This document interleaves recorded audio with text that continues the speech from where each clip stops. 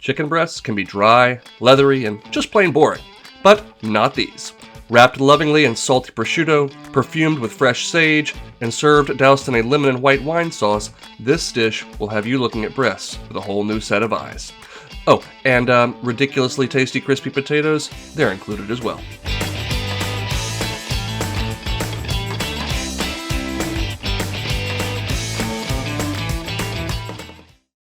Alright, we'll start with the potatoes themselves.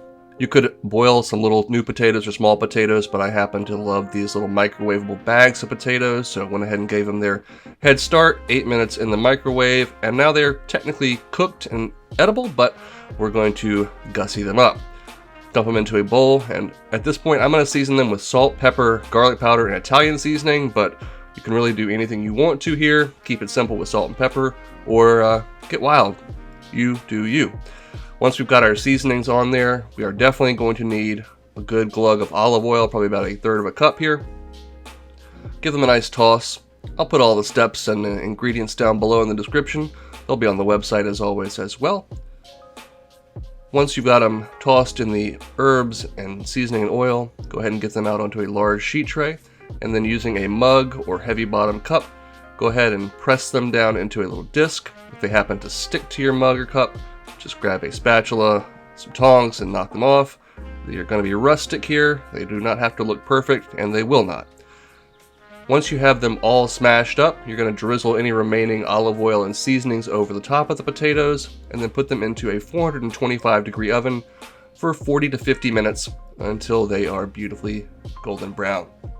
While we wait on that, we'll turn our attention to our chicken saltimbocca. I've got some fresh sage leaves here, some chicken, some plain all-purpose flour, and a few strips of prosciutto di Parma. The good stuff, please.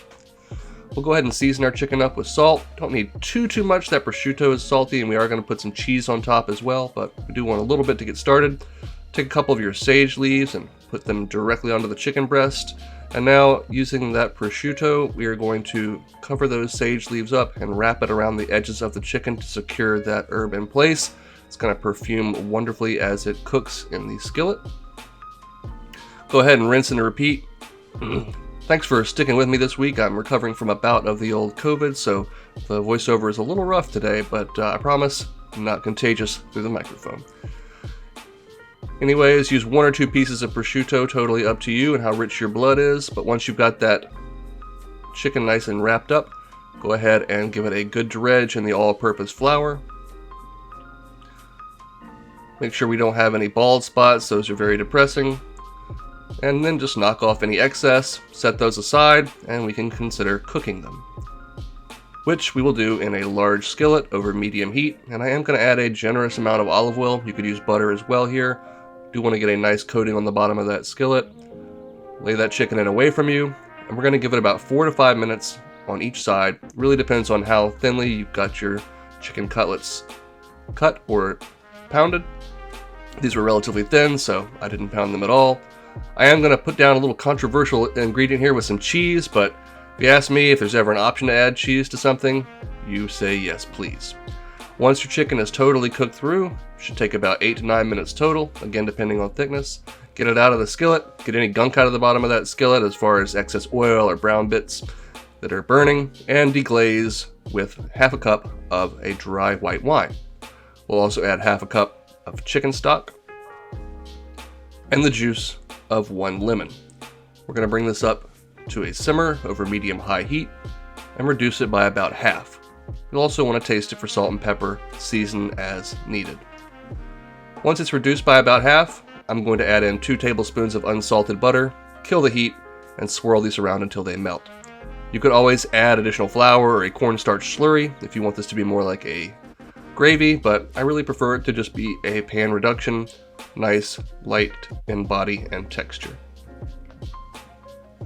Once that butter has thoroughly emulsified in the sauce, set it aside and we can check on our potatoes. Hey, they look perfect. They're super crispy and dark on the outside, but as you'll see here in a moment, they still have a nice fluffy texture on the inside. I'd say we're ready to plate this up. Alright, we're going to put down a few of our little crispy potatoes here, ones that I haven't already picked up and eaten straight off the baking dish. A nice chicken cutlet, and we will generously spoon over that white wine, lemon, and butter pan sauce. This stuff is so tasty. Don't worry about it getting on those potatoes. They're going to stay nice and crispy, I promise.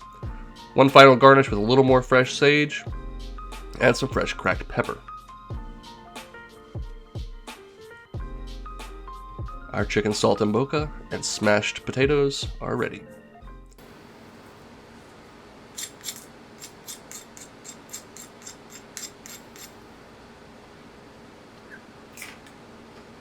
Sorry, I just had to throw that in there to make sure you knew they were crispy. Because we wrapped that chicken in the nice fatty prosciutto and cooked it over medium heat, it stays nice and moist. That sauce adds that extra little bit of insurance if we ever needed it to make sure that chicken is delightfully juicy.